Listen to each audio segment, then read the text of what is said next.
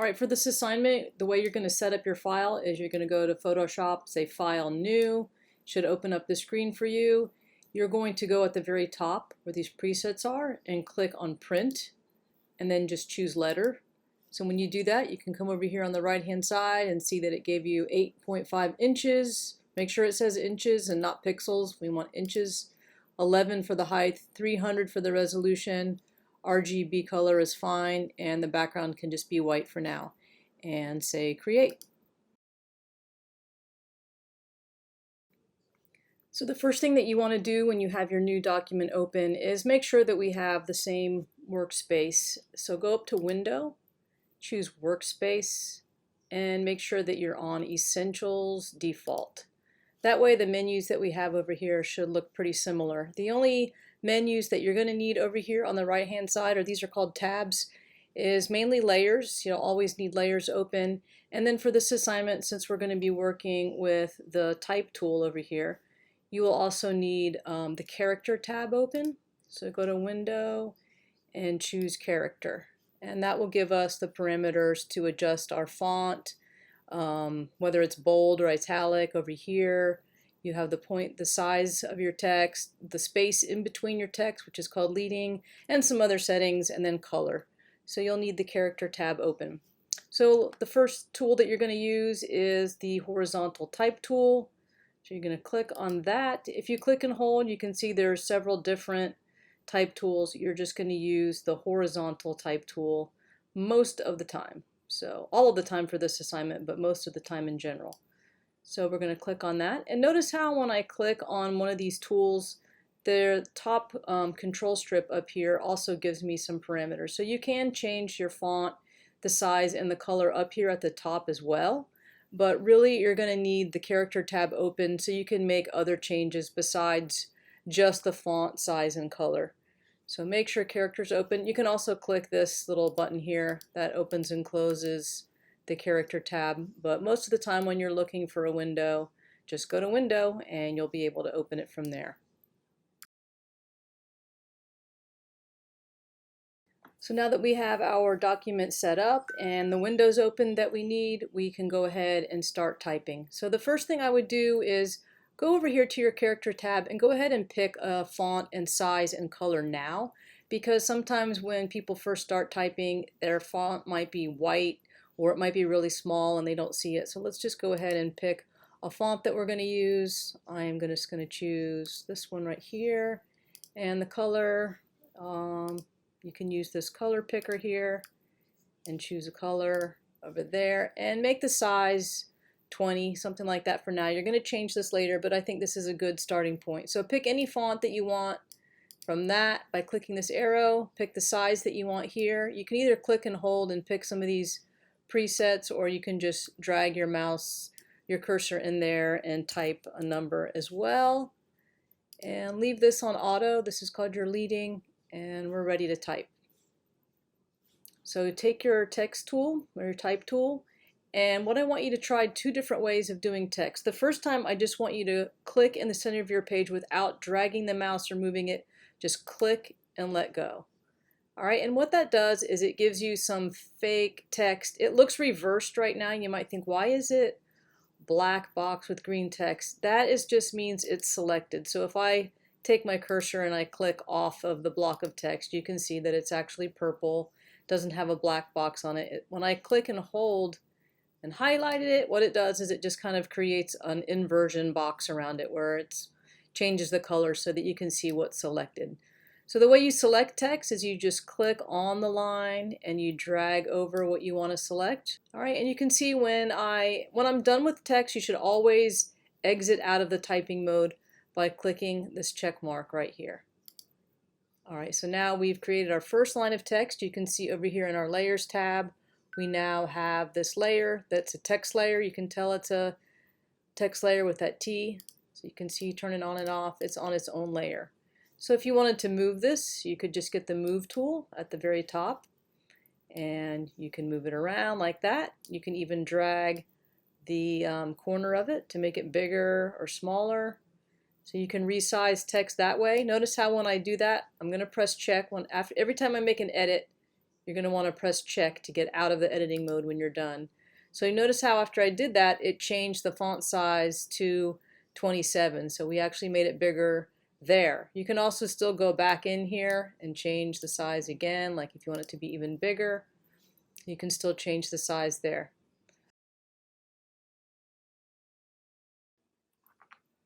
Alright, so we obviously do not want this Latin text here, so I'm going to get my type tool again, and I'm just going to click on the edge of it and drag it over there to highlight it, and then you can change it to whatever you want. We'll say this for now. And what I want to point out, alright, so when I'm done, I make sure I'm going to press the check. What I want to point out that sometimes what new users do is they start clicking all over the page and create a bunch of text boxes that they don't want. If that happens, just go over to your Layers tab and you can just drag it down into the trash if you make text layers that you don't want. Alright, the next thing to know is if you want your text to fit inside of a box, like if you're typing a whole paragraph, instead of just clicking and letting go like this, I'm going to throw that away, you can click and drag a box. So I'm not letting go of the mouse button, I'm clicking and holding and I'm dragging a box, and when I let go it fills it with like a whole paragraph of this fake text. You can then go up to the corner of it and you can move it, so if you wanted it to be a tall skinny paragraph or if you wanted it to be wider, so you can make text boxes that way. You don't always need to do that, but if you want your text to specifically fit into a box, that's how you do it. Alright, and while it's highlighted, if you want to change the alignment of that text, you can go up here in the control strip at the very top. You can see you can make it left justified, you can make it centered, you can make it right justified. Alright, so you can make those edits up here in this top control strip as well.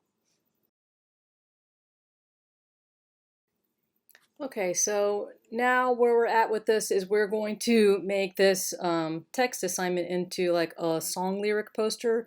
So what you'll want to do is find some song lyrics online or a poem or just any, good decent sized block of text and copy it, and we're going to paste it in the text box. So I've already copied my song lyrics that I'm going to use, and I have my text highlighted. If you already pressed the check mark and got out of the editing mode, just make sure your text tool is selected and just go back in and drag your cursor over it to select it. And then I'm going to do paste, which is Control V. So I did Control C on my lyrics online, and then Control V. I pasted my text in here, and I'm going to make this bigger, obviously, because I want it to fill the whole page. And it's still going to be too big, so I'm going to have to do some editing here. I'm going to hide "this is my text" thing at the very top for now. We're going to get rid of that. And I'm going to go back on this, on this layer, and I'm going to click start. I want to select all of it, but I can't see all of it. So what you can do is just click a few of the letters and then do Control A, and that's select all, and then you can have all your words selected, and then we can go back up in here and we can change the size. Maybe 15 would be better. I'm going to make it a little smaller. Let's try 12. Alright, that will probably work for me, okay. And then if you want to go in, if you have like stuff that got copied in that you don't want, like I want to get rid of where it says pre-chorus, you can just highlight that and then press delete or backspace on your keyboard. Then I'm going to press delete again to get rid of that extra space. So everything that says chorus, I am just going to delete the chorus and verse lines so that there's just a space. And these were just commercials that were, or ads that got copied when I copied the lyrics, so I'm just going to go and delete all of that. Alright, so while I was off camera, I finished deleting all the ads that got copied in and the chorus and verse lines and things like that I didn't want. And in order for me to see all of it, to do that, I had to make my text really small. So if I highlight it all, you can see I went down to 6 points, and that's really too small for this. I want my lyrics to be more visible. So I'm going to delete part of the song. So if you have a really long poem or writing, whatever you've copied in on yours, and it's too long, just go ahead and delete some of it. I'm going to delete like half of this. So I have this highlighted, you know, with my type tool like that. And I press delete on my keyboard and delete again so that my cursor comes right up after the word board. All right, now I want this to be bigger. So I'm going to select all that text again and go over here and choose a bigger size. Once again, you can either click this arrow and choose one of the preset sizes, or you can actually just type in a size that you want. I'm going to try 20, and let me try 18, 16. Okay, that is a perfect size that I want to have for mine. Now remember, when you click, while you have the text tool selected, you can click on this text box to make things bigger. So if there's like a return happening, like we can see it says, and they don't stop coming, and it pushed the word down below. I kind of didn't want it to do that, so I'm going to make sure that my text box is wide enough that I don't have any of those returns. A little bit more. All right, that should be good. So then I can click the check mark, and then I'm going to get this move tool, and I can move my lyrics over here and kind of put them right there. I'm going to have like a title up here, so I want you to leave this space blank. So try to put whatever you have copied into an area that fits about like that. All right, and if you need to move it around, just always get the move tool and you can move it around.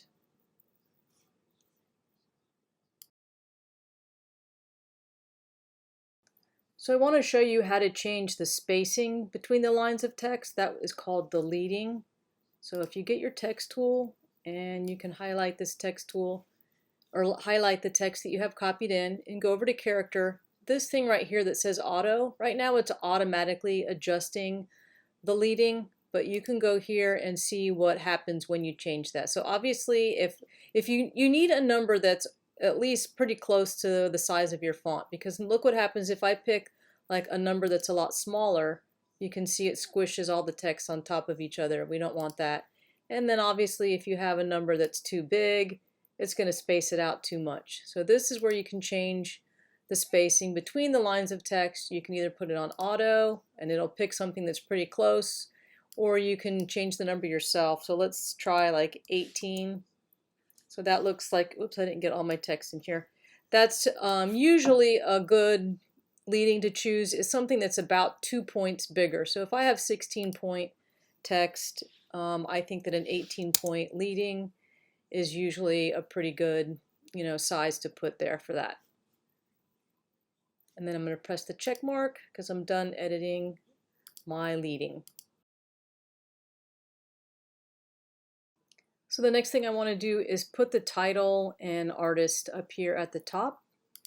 So I'm going to click right here and I'll type the name of the artist, or the name of the song rather, and I'm going to highlight that, and I want it to be left justified. I'm going to end up moving it over here, and I want this to be a lot bigger than the rest of my text. So something like that looks good. I want it actually to be all capital, and I'm going to press the check mark, and I'm going to get the move tool, and I'm going to move it over here so it's justified on the left hand side with my other text. And notice how when I have the move tool selected, whoops, when I have the move tool, I can get right here on the corner and I can drag this and I can make it bigger if I want. So I'm going to do that, and then I'm going to press check, and then I'm going to put the name of the artist.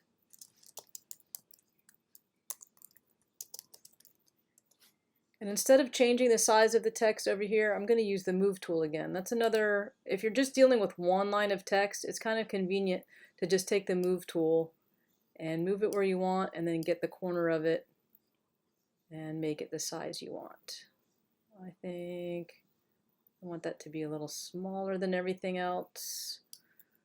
And I want to move it a little bit more. You can use the arrow keys on your keyboard to just slightly nudge things around, and then press the check mark.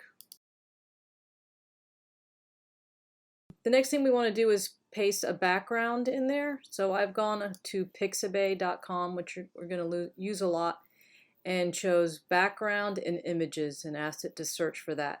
So when looking for a background, it's pretty important to find something that your text is going to be readable on. So I'm going to find something that is, kind of clean, that I know that the text will show up on. I mean, like, obviously if I used something like this with all these books, if you click on it, it's going to be really hard to read it. I'm going to show you how you can use a busy picture though, in case you really want to.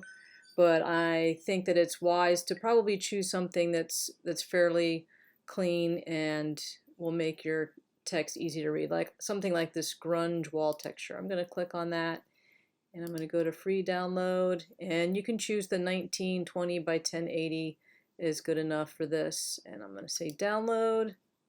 I'm not a robot. And then I'm going to Photoshop and say File Open. I'm going to click on Downloads. I'm going to get this picture. And I want to select it. So Control A to select it. Control C to copy it. And I'm going to go to my other document. And I want the background to be, down here. So if you have this selected and you press paste, I'm going to go ahead and do it that way anyways, just to show you what happens. It's going to put it on top of everything. So you want to click and drag and pull that down so it's behind everything. All right, now I want to rotate it and make it bigger. So notice how when I pull my cursor out over the corner, it gives me that curve arrow. So if I can rotate it, if you hold your shift key, it will like keep it straight. It will just do it like at every certain degree of an angle. So it'll like lock it into 90 degrees there. And then I can take the corners and just drag it up. It's okay if it goes past the edge. Just keep dragging it until all the white space is covered. You might have to go off the page a lot. And then you can press this check mark here. Now, I don't really love the way that purple looks on that, obviously. So I'm just going to go back and make the text black. So that's very easy to do. Let's just click on the first text layer here by Smash Mouth, and I can choose black for my color. Notice how I don't even have to select the text. I can just go on the layer and go over here and choose black for the colors.